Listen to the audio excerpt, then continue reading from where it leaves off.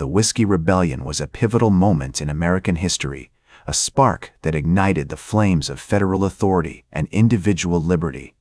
It marked a crucial test of the young nation's mettle, as farmers and frontiersmen clashed with tax collectors and troops. The fate of a nation hung in the balance, as the whiskey-soaked hills of western Pennsylvania became a battleground for the very soul of America. In the late 18th century, the American frontier was a vast and unforgiving expanse, stretching from the Appalachian Mountains to the Ohio River Valley. It was a land of rugged beauty, where dense forests gave way to rolling hills and sparkling streams. This was the world of the western Pennsylvanian farmer, a man who tilled the soil, hunted in the woods, and distilled his excess grain into whiskey. The whiskey trade was a vital part of the regional economy, with many farmers relying on the sale of their liquor to make ends meet. One such farmer was Herman Husband, a charismatic and well-educated man who had settled in western Pennsylvania in the 1780s. Husband was a passionate advocate for the rights of the common man, and he saw the whiskey trade as a key component of the regional economy. He believed that the federal government's attempts to tax the whiskey trade were an overreach of authority, and that the farmers and distillers of western Pennsylvania had the right to resist such measures. As the 1790s dawned, the federal government was indeed turning its attention to the whiskey trade. Secretary of the Treasury, Alexander Hamilton, a staunch advocate for a strong central government, had proposed a tax on whiskey and other spirits as part of his plan to pay off the national debt. The tax, which was signed into law in 1791, was deeply unpopular in western Pennsylvania, where many saw it as an attempt by the federal government to strangle the regional economy. The tax itself was relatively modest, amounting to about 6 cents per gallon of whiskey. However, the fact that it was imposed by a distant and seemingly unsympathetic federal government made it deeply resented by the farmers and distillers of western Pennsylvania. Many saw the tax as an example of the kind of tyranny they had fought against during the American Revolution, and they began to organize in opposition to it. In the summer of 1791, a group of farmers and distillers from western Pennsylvania gathered at the town of Pittsburgh to protest the whiskey tax. The meeting was rowdy and contentious, with many calling for outright resistance to the federal government's authority. Herman Husband was among those who spoke out against the tax, arguing that it was an unconstitutional overreach of federal power. As the summer of 1791 drew to a close, the protests against the whiskey tax continued to simmer, with many in western Pennsylvania calling for more drastic action. Herman Husband, ever the passionate advocate, began to organize a series of meetings and rallies throughout the region where he and other opponents of the tax could voice their discontent and rally support for their cause. One such meeting took place in early September at the town of Braddock's Field, just outside Pittsburgh, where a large crowd gathered to hear Husband and others denounce the whiskey tax as an unconstitutional affront to their rights. The atmosphere was tense, with many in attendance openly discussing the possibility of armed resistance against the federal government. The meeting was monitored by local officials, who reported back to Governor Thomas Mifflin in Philadelphia that the situation in western Pennsylvania was growing increasingly volatile. Mifflin, aware of the potential for violence, began to make contingency plans for deploying state militia to the region should the protests escalate into full-blown rebellion. Meanwhile, Alexander Hamilton, the architect of the whiskey tax, remained resolute in his support for the measure, despite the growing opposition. He saw the tax as a necessary step towards establishing a strong central government and was determined to enforce it, even in the face of widespread resistance. In a series of letters to Governor Mifflin, Hamilton urged the governor to take a firm stance against the protesters and to use all necessary force to quell any potential uprising. As the fall of 1791 wore on, the situation in western Pennsylvania continued to deteriorate. A group of protesters, armed and masked, began to intimidate and harass local tax collectors, making it impossible for them to carry out their duties. The federal government, determined to assert its authority, responded by issuing a series of warrants for the arrest of those involved in the protests. One such warrant was issued for Herman Husband, who was accused of inciting riot and rebellion against the federal government. Husband, aware that his actions had not gone unnoticed, went into hiding, using his network of allies and supporters to evade capture. From his hiding place, he continued to coordinate the resistance efforts, using coded messages and secret meetings to rally support for the cause. The protesters, emboldened by husband's leadership, began to take bolder action, attacking tax collectors and burning down buildings associated with the federal government. As the protesters' actions grew bolder, the federal government responded with increasing severity. In October 1791, a group of about 50 armed men attacked the home of John Neville, a tax collector and prominent landowner in western Pennsylvania. The attackers, who were likely affiliated with the protest movement, burned down Neville's house and barn and destroyed many of his valuables. This incident marked a significant escalation of the violence, and it caught the attention of officials in Philadelphia. Governor Thomas Mifflin, who had been monitoring the situation in western Pennsylvania, decided to take a more active role in suppressing the protests. He issued a proclamation calling on the protesters to disperse and warning them that any further violence would be met with force. At the same time, Mifflin began to mobilize the state militia, preparing for the possibility of a large-scale confrontation with the protesters. In western Pennsylvania, the protesters continued to organize and plan their next moves. Herman Husband, still in hiding, remained a key figure in the movement, using his network of allies and supporters to coordinate the resistance efforts. In late October 1791, a group of protesters gathered at a tavern in the town of Monongahela, where they discussed plans for a larger uprising against the federal government. The meeting was attended by several prominent figures, including Albert Gallatin, a future Secretary of the Treasury who would play a key role in shaping the country's financial policies. At this point, however, Gallatin was still a young man, and he was deeply involved in the protest movement. He argued passionately against the whiskey tax, seeing it as an example of the kind of tyranny that the American Revolution had been fought to prevent. As the meeting at the Monongahela Tavern broke up, the protesters began to make their way back to their homes, unaware that they were being watched by a group of government informants. These informants, who had infiltrated the protest movement, reported back to Governor Mifflin and other officials, providing them with valuable intelligence on the plans and intentions of the protesters. With this information in hand, Mifflin and his colleagues began to prepare for a major crackdown on the protest movement. They knew that the situation was volatile, and they were determined to assert the authority of the federal government, no matter what it took. In November 1791, a group of about 500 protesters gathered at a spot called Braddock's Field, just outside Pittsburgh. They were armed and ready for battle, and they had come to confront the federal authorities who were attempting to enforce the whiskey tax. The atmosphere was tense, with both sides aware that a violent confrontation was possible. The protesters, led by men like Herman Husband and Albert Gallatin, were determined to resist what they saw as an unjust and tyrannical government. They had come to Braddock's Field prepared to fight, and they would not back down without a struggle. The federal authorities, on the other hand, were equally determined to assert their authority and enforce the law. As the protesters gathered at Braddock's Field, they were met by a contingent of federal marshals and militiamen who had been deployed to enforce the whiskey tax. The atmosphere was electric with tension, as both sides eyed each other warily, unsure of what would happen next. The protesters, many of whom were armed with muskets and rifles, began to chant slogans and shout insults at the federal authorities who stood firm behind a barricade of wagons and horses. Meanwhile, Herman Husband, still in hiding, continued to coordinate the resistance efforts from afar, using coded messages and secret meetings to rally support for the cause. He knew that the confrontation at Braddock's Field was just the beginning, and that the federal government would stop at nothing to crush the rebellion. In a letter to his allies, Husband wrote, "We must not be intimidated by the threats of the government. We must stand firm in our resolve to resist this unjust tax, no matter what the cost." As the standoff at Braddock's Field continued, a group of protesters began to discuss plans for a more dramatic show of force. They proposed marching on Pittsburgh, where they would confront the federal authorities and demand an end to the whiskey tax. The plan was bold and daring, but it also carried significant risks. If the marchers were met with violence, it could spark a wider rebellion, drawing in other western Pennsylvania counties and potentially even spreading to other states. Albert Gallatin, who had been present at the meeting in Monongahela, was among those who advocated for a more cautious approach.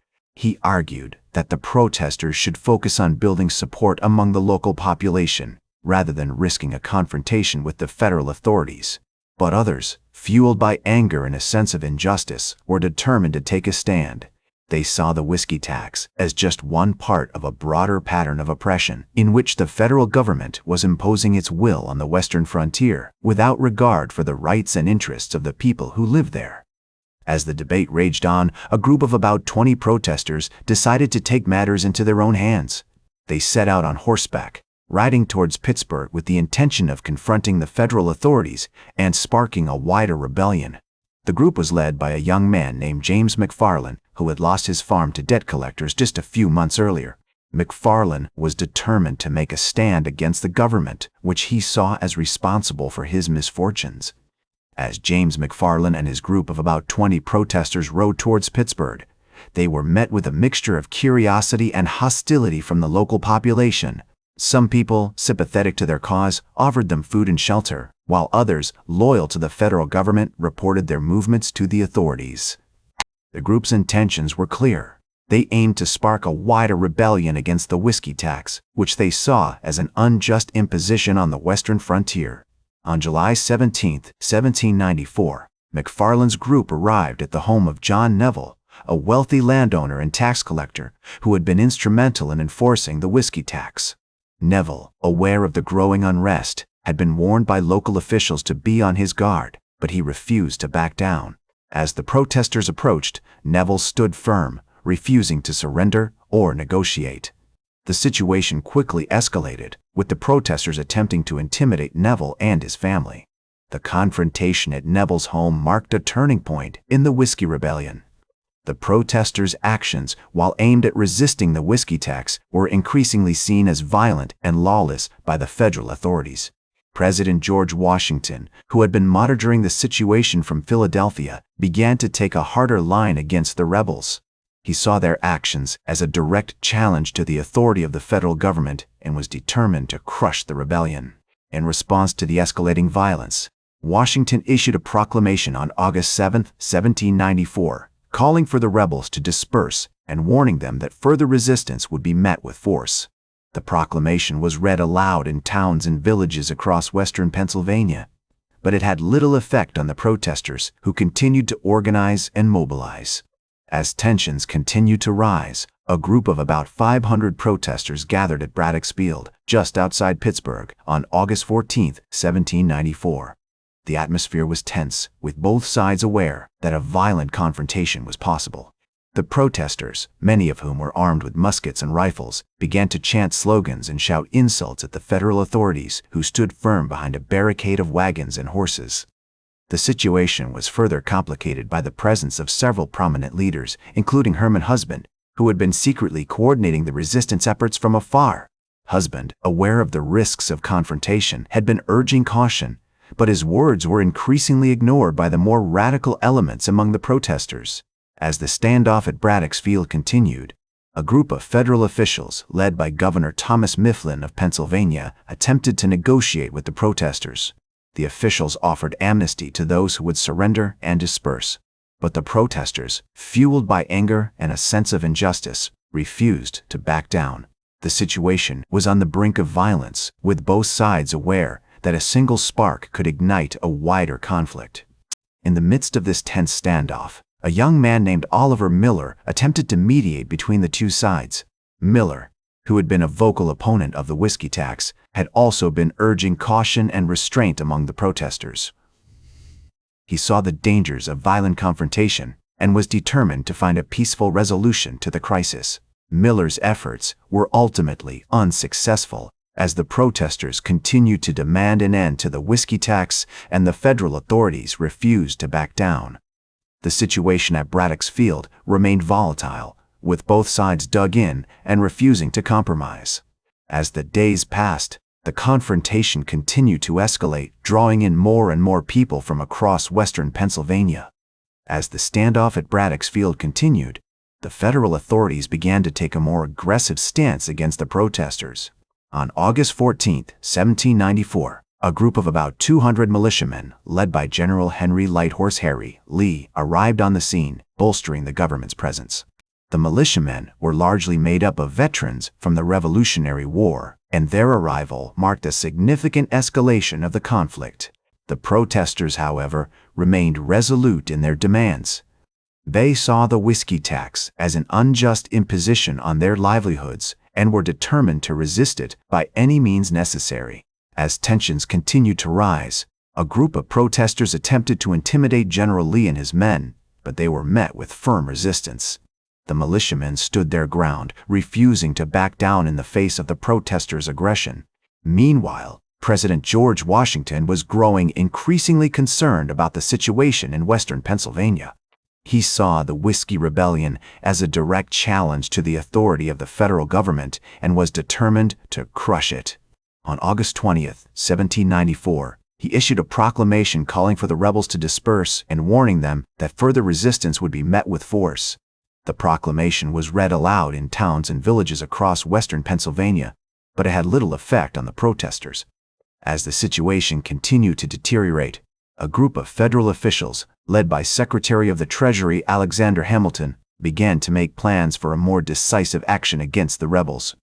Hamilton, who had long been a proponent of a strong central government, saw the Whiskey Rebellion as an opportunity to demonstrate the authority of the federal government and to crush any opposition to its power. On September 2, 1794, a group of about 13,000 militiamen, led by General Lee, set out from Pittsburgh to march on the rebel stronghold in western Pennsylvania. The militiamen were well armed and well trained, and they were determined to put an end to the Whiskey Rebellion once and for all. As they marched through the countryside, they encountered little resistance, and many of the protesters began to flee or surrender. One of the key leaders of the rebellion, Herman Husband, had already gone into hiding, realizing that the situation was becoming increasingly desperate. He had been urging caution and restraint among the protesters, but his words had fallen on deaf ears. As the militiamen approached, Husband knew that he had to escape if he wanted to avoid capture and imprisonment.